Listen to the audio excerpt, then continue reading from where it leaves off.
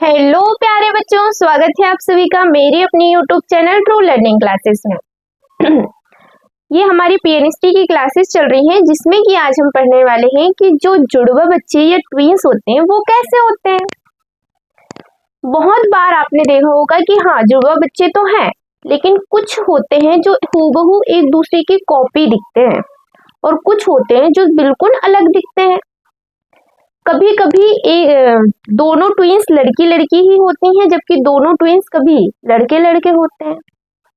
तो चलिए आज इसे पढ़ते हैं और इस कंफ्यूजन को दूर करते हैं। ओके, स्टार्ट करते हैं। जुड़वा की बात कर लें अपन या ट्विंस की बात कर लेते हैं। तो जो ट्विंस या जुड़वा होते हैं इनमें होता क्या है। ट्विंस या जो जुड़वा होते हैं वो दो प्रकार के होते हैं। एक जिसको कह देते हैं अपन आइडेंटिकल ट्विन, आइडेंटिकल ट्विंस, और दूसरे होते हैं नॉन आइडेंटिकल ट्विंस।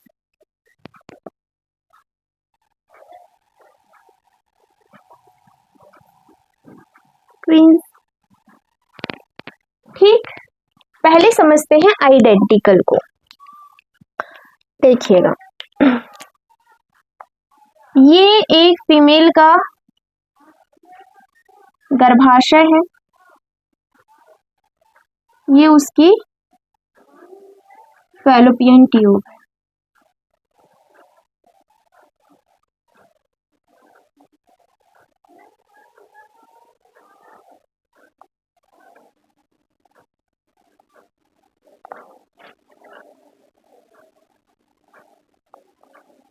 ये ओवरी, यार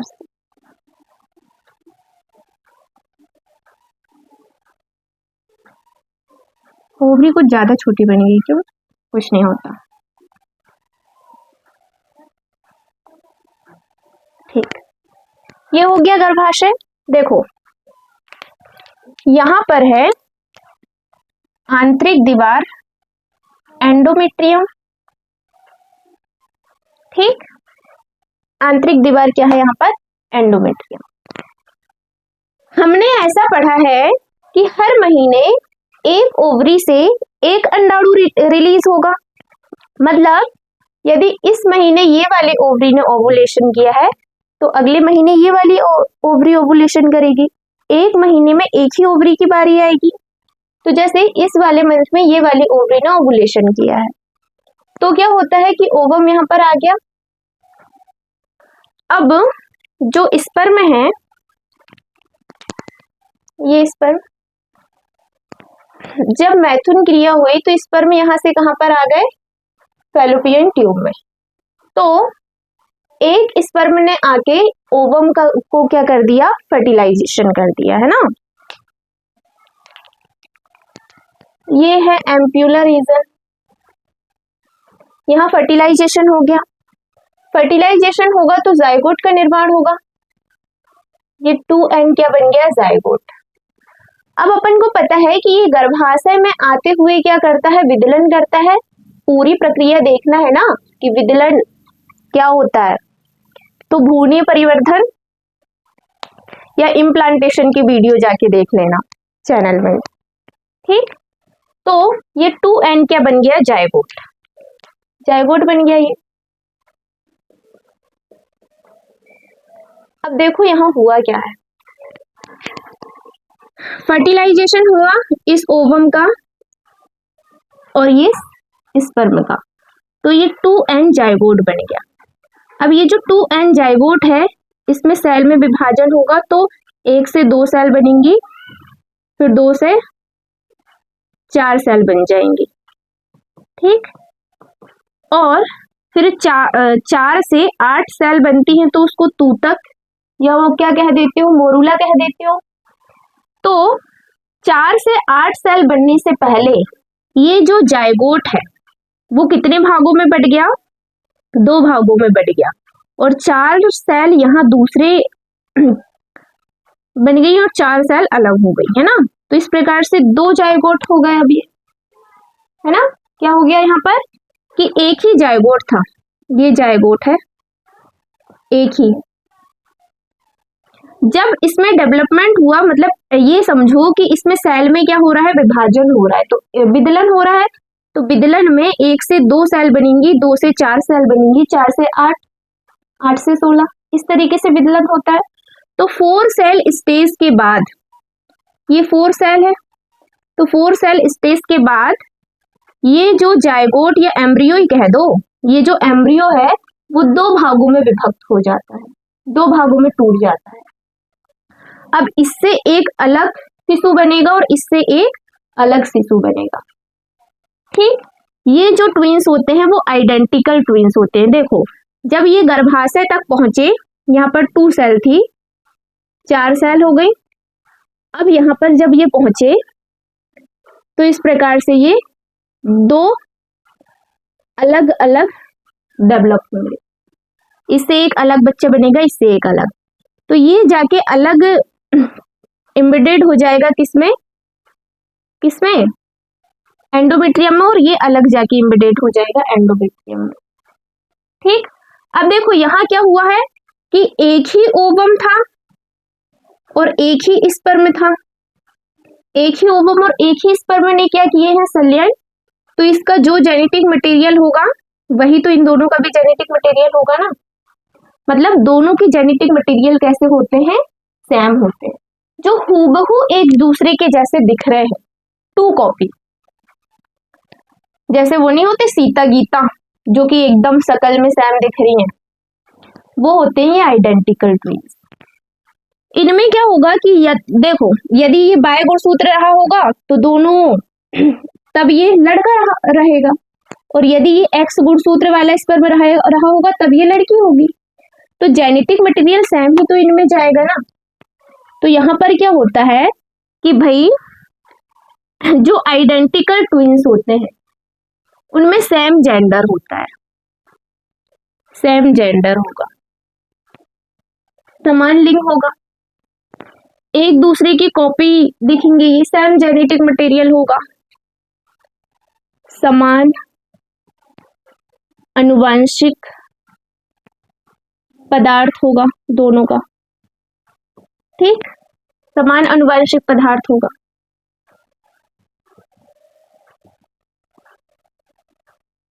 और सेम जेंडर का मतलब समझ गए ना, या तो दोनों लड़के लड़के ही होंगे या तो दोनों लड़की लड़की ही होंगे, और दोनों एक दूसरे की हूबहू कॉपी दिखाई देते हैं, वो होते हैं यहाँ पर आइडेंटिकल में।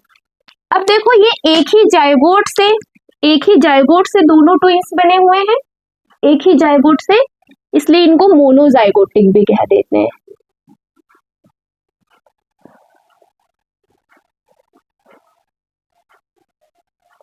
मोनोजाइगोटिक कह देते हैं। क्लियर हो गया। अब पढ़ते हैं अपन नॉन आइडेंटिकल या डाइजाइगोटिक। ये क्लियर हो गया।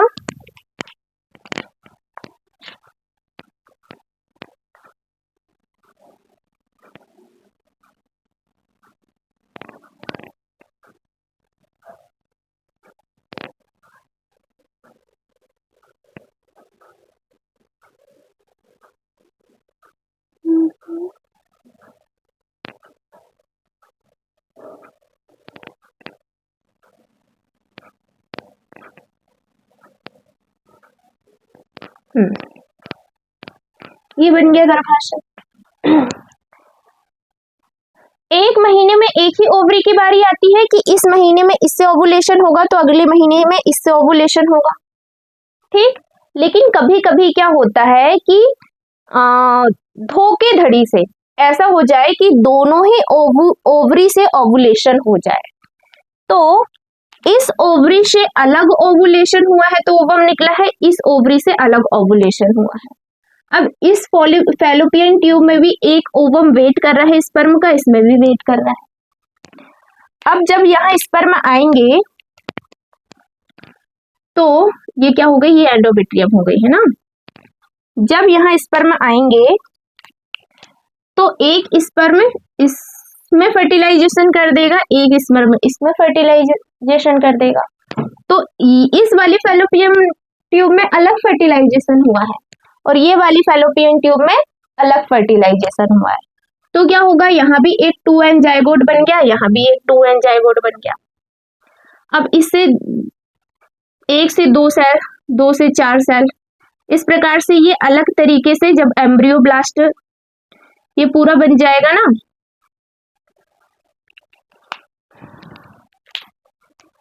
तो ये यहाँ पर इम्प्लांट हो जाएगा। क्या कर रहे हैं, तो ये आके यहाँ अलग इम्प्लांट होगा कि भाई जैसे ये अलग यहाँ आके इम्प्लांट हो जाएगा और ये आएगा तो ये अलग यहाँ आके इम्प्लांट हो जाएगा, है ना। मतलब ये है कि यहाँ पर ये एक्स हो सकता है और ये बाय वाला स्पर्म हो सकता है। तो यहाँ पर सेम जेंडर हो भी सकते हैं और सेम जेंडर नहीं भी हो सकते, लेकिन यहाँ सेम जेनेटिक मटेरियल नहीं होगा। बात ऐसी है कि समान असमान लिंग यहाँ हो सकते हैं और समान लिंग भी हो सकते हैं। दोनों लड़के लड़के, दोनों लड़की लड़की, या एक लड़का एक लड़की भी हो सकते हैं। यदि दोनों ही स्पर्म में एक्स क्रोमोसोम वाले चले गए तो दोनों लड़की ही हो जाएंगे। लेकिन दो अलग अलग ओवम और दो अलग अलग स्पर्म का फर्टिलाइजेशन हुआ है, इसलिए यहाँ पर जो जेनेटिक मटेरियल या अनुवांशिक पदार्थ है वो दोनों ट्विंस में कैसा होगा, भिन्न होगा। अनुवांशिक पदार्थ दोनों में भिन्न होगा, भिन्न भिन्न होगा। तो ये लोग जो हैं वो एक दूसरे की कॉपी बिल्कुल नहीं दिखाई देंगे। ठीक, इसमें तुम पहचान पाओगे कि कौन सीता है और कौन गीता है, और इसमें तुम नहीं पहचान पाओगे। तो देखो यहाँ पर क्या हुआ कि 2 जायगोट बना है ना, तो इसको डाइजाइगोटिक भी कह देते हैं, डाइजाइगोटिक ट्विंस भी कह देते हैं इनको। क्लियर हो गया। यदि आपको ये वीडियो समझ आई है तो प्लीज वीडियो को लाइक कर दें, और इसी तरीके से बहुत आसान भाषा में तुमको बायोलॉजी पढ़ना है तो जल्दी से चैनल को सब्सक्राइब कर दें। Thanks for watching.